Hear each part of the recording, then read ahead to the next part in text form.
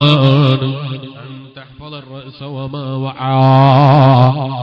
ഹയാ ഉള്ളവരാണെങ്കിൽ നിങ്ങളെ കാതിനെ സൂക്ഷിക്കണം, കണ്ണിനെ സൂക്ഷിക്കണം, നാവിനെ സൂക്ഷിക്കണം, ചുണ്ടിനെ സൂക്ഷിക്കണം, നിങ്ങളെ തൊലികളെ സൂക്ഷിക്കണം, തടിയെ സൂക്ഷിക്കണം, സർവ്വതിനെയും സൂക്ഷിക്കണം.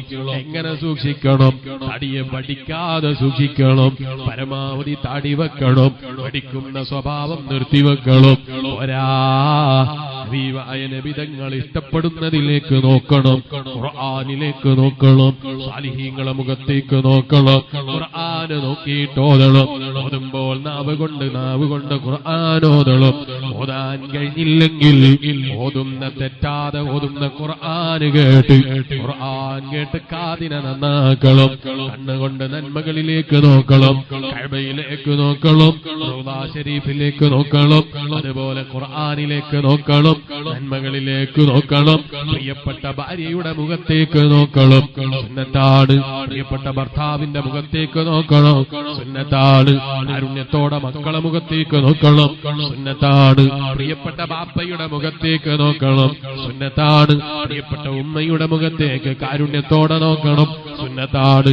ആ ഉമ്മ മക്കളെ മുഖത്തേക്ക് കാരുണ്യത്തോടെ വാത്സല്യത്തോടെ നോക്കണം, സുന്നത്താണ്.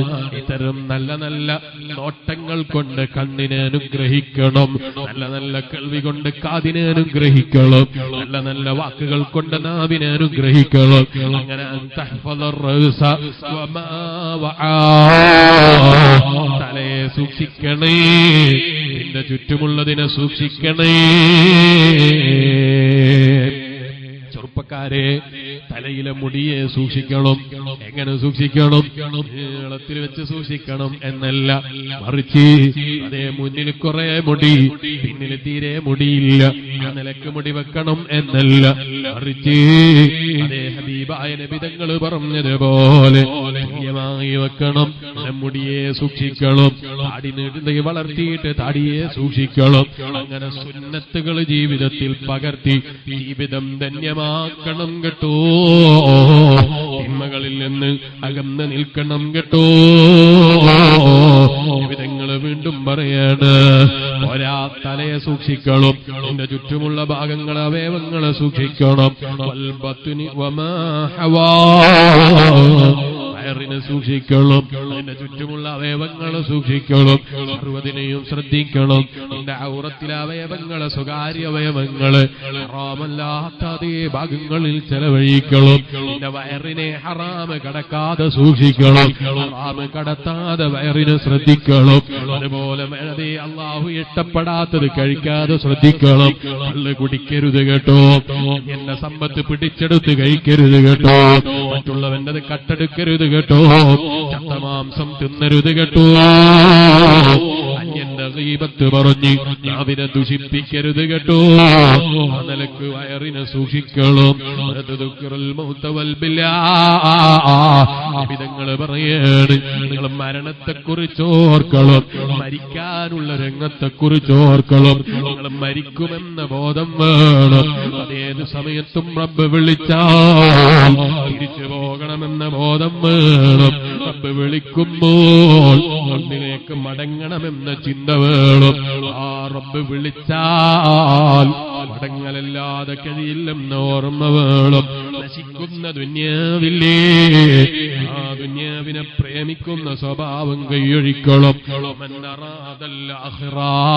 ആരെങ്കിലും പാരത്രിക ലോകത്ത് ആഗ്രഹിച്ചെങ്കിൽ സഹാബത്തിനോട് നബിതങ്ങളോ ഉപദേശമാണ്, ദുന്യാവിന്റെ ഭംഗിയെ കൈയൊഴിച്ചു. ആരെങ്കിലും അങ്ങനെ ചെയ്താൽ മിനല്ലാഹി ഹഖൽ ഹയാ, റബ്ബിനോടുള്ള കടപ്പാട് വീട്ടിയവനാണ്, റബ്ബിന്റെ മുന്നിൽ ഹയാ ഉള്ളവനാണ്, റബ്ബിന്റെ പൊരുത്തം പ്രതീക്ഷിച്ച് ജീവിതം ധന്യമാക്കിയവനാണ്. ആ കൂട്ടത്തിൽ പെടാൻ ശ്രമിക്കണേ ചെറുപ്പക്കാരെ, ആ കൂട്ടത്തിലൊന്നെണ്ണപ്പെടാൻ ശ്രമിക്കണേ ഉമ്മമാരെ, ആ കൂട്ടത്തിലാകാനൊന്ന് അധ്വാനിക്കണേ ഉമ്മമാരെ. അധ്വാനിക്കാതെ സ്വർഗം കിട്ടൂല. ദുനിയാവിലെ താഴ്ന്ന പണം കിട്ടണമെങ്കിൽ അധ്വാനിക്കണം. ദുനിയാവിലെ സാമ്പത്തിക ശേഷി വേണമെങ്കിൽ അധ്വാനിക്കണം. എന്നാൽ പിന്നെ താൽക്കാലികമായ ദുനിയാവിന്റെ സുഖത്തിന് അധ്വാനിക്കണമെങ്കിൽ നിലനിൽക്കുന്ന പാരത്രിക ലോകത്തെ സ്വർഗത്തിന് അധ്വാനിക്കണമെന്നത് ഞാൻ വയത് പറയണോ? വേണ്ടതില്ലല്ലോ. കാരണം നിലനിൽക്കാത്ത ദുനിയാവിന് അധ്വാനിക്കണം, നിലനിൽക്കാത്ത ദുനിയാവിന് വേണ്ടി സമയം കണ്ടെത്തണം. പിന്നെ നിലനിൽക്കുന്ന ആഖിറത്തിന് വേണ്ടി എത്ര അധ്വാനിക്കണമെന്നത് പറയേണ്ടതില്ലല്ലോ. ഈമാനുള്ള മുഅ്മിനീങ്ങളും ഇരുന്ന സ്ഥലത്ത് എഴുന്നേറ്റ് നിന്നാലും ഓ എന്റെ ഈമാനുള്ള മുഅ്മിനീങ്ങളെ, നിലനിൽക്കുന്ന പാരത്രിക ലോകത്തെ വിജയത്തിന് വേണ്ടി സമയം കാണണം. അതിനുവേണ്ടി ആരോഗ്യം ചെലവഴിക്കണം, അതിനുവേണ്ടി സമ്പത്ത് ചെലവഴിക്കണം, അതിനുവേണ്ടി സർവ്വതും ചെലവഴിക്കണം. അവനാണ് ബുദ്ധിമാൻ, അവനാണ് ചിന്തയുള്ളവൻ, അവനാണ് ആലോചനയുള്ളവൻ, അവനാണ് ബുദ്ധിമാൻ. റബ്ബേ, അത്തരം നല്ല ബുദ്ധിയുള്ള സാലിഹീങ്ങളെ കൂട്ടത്തിൽ നീ ഞങ്ങളെയും പെടുത്തി അനുഗ്രഹിക്കണം അല്ലാഹ്. ആ കൂട്ടത്തിലൊന്ന് പെടാനാണ് സഹാബത്ത് ജീവിതം ചെലവഴിച്ചത്, സഹാബത്ത് ആയുസ് ചെലവഴിച്ചത്, സഹാബത്ത് അവരെ സമ്പത്ത് ചെലവഴിച്ചത്, സഹാബത്ത് അവരെ സർവ്വതും ചെലവഴിച്ചത്.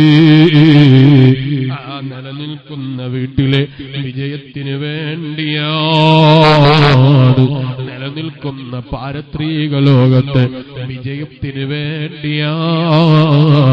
അവരെ കുറിച്ചാണ് ഇമാമുന ശാഫിഈ റഹിമഹുല്ലാഹ് എന്നോട് പറഞ്ഞത് കേട്ടോ, നിങ്ങളോട് പറഞ്ഞത് കേട്ടോ. അള്ളാന്റെ ചില ബുദ്ധിമാന്മാരായ അടിമകളുണ്ടെന്ന വാക്ക് കേട്ടോ. ആ ബുദ്ധിമാന്മാരെ കൂട്ടത്തിലാകാൻ ബഹുമാനപ്പെട്ട ഇമാമുന ശാഫിഈ റഹിമഹുല്ലാഹ് അതേ ജീവിതത്തിൽ എത്ര ഖത്മ് തീർത്തുമ്മമാരെ, എത്ര ഖുർആൻ ഓതി ഉമ്മമാരെ, എത്ര ദിക്റുകൾ ചൊല്ലിയെന്നറിയോ ഉമ്മമാരെ. റമദാനിൽ ദിവസവും 2 ഖത്മ് ഓതിപ്പോയി, അല്ലാത്ത ദിവസങ്ങളിൽ 1 ഖത്മ് ഓതിപ്പോയി. ഈ നിലക്ക് ഖുർആൻ ഓതിയിട്ടാണ് ശാഫി ഇമാം തങ്ങൾ സ്വർഗം ചോദിച്ചത്, സഹാബത്ത് സ്വർഗം ചോദിച്ചത്. നമ്മളോ ദുനിയാവിന്റെ സമ്പാദിക്കുന്ന തിരക്കിൽ നമുക്ക് ഖുർആൻ ഓതാൻ നേരമില്ല, ദിക്ർ ചൊല്ലാൻ സമയമില്ല, റബ്ബിനെ സ്മരിക്കാൻ ഓർമ്മയില്ല. ഈമാനുള്ള മുഅ്മിനീങ്ങളെ, തിരിയണം മനസ്സ് റബ്ബിലേക്ക്, തിരിയണം നമ്മുടെ ഹൃദയം റബ്ബിലേക്ക്. പ്രതീക്ഷിക്കണം ആ റബ്ബിന്റെ പൊരുത്തം, പ്രതീക്ഷിക്കണം ആ റബ്ബിന്റെ പ്രിയപ്പെട്ട ഹബീബായ നബിതങ്ങളെ നോട്ടം, ആ നബിതങ്ങളെ പൊരുത്തം, ആ നബിതങ്ങളെ മഹബ്ബത്ത് പ്രതീക്ഷിക്കണം കേട്ടോ. ഇനിയുള്ള ജീവിതം അവരെ തൃപ്തിക്കാകണം, അവരെ പൊരുത്തത്തിനാകണം, അവരെ ഇഷ്ടത്തിനാകണം. കഴിഞ്ഞുപോയ പാപങ്ങളൊന്ന് റബ്ബിന്റെ മുന്നിൽ സമർപ്പിച്ച്, റബ്ബിന്റെ മുന്നിലൊന്ന് പറഞ്ഞ് താണുകേണൊന്ന് കരഞ്ഞ് പ്രാർത്ഥിക്കണം, ഒന്ന് ദുആ ചെയ്യണം. റബ്ബേ, ഞങ്ങൾ പാവപ്പെട്ട അടിമകളാണ്, ഞങ്ങളെ ജീവിതത്തിൽ അറിഞ്ഞോ അറിയാതെയോ രഹസ്യമായോ പരസ്യമായോ എന്ത് തെറ്റ് സംഭവിച്ചു പോയോ, നീ ഞങ്ങൾക്ക് മാപ്പ് തരണം റഹ്മാനേ, നീ ഞങ്ങൾക്ക് പൊറുക്കണം റഹ്മാനേ.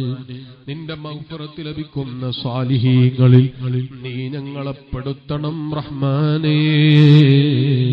കലീമുല്ലാഹി മൂസാ അലൈഹിസ്സലാമിന്റെ കാലത്ത് ജീവിച്ചൊരു മനുഷ്യൻ, തമാടിത്തരം മാത്രം പരിചയമുള്ള മനുഷ്യൻ, നന്മ പരിചയമില്ല, നന്മ അറിയൂല.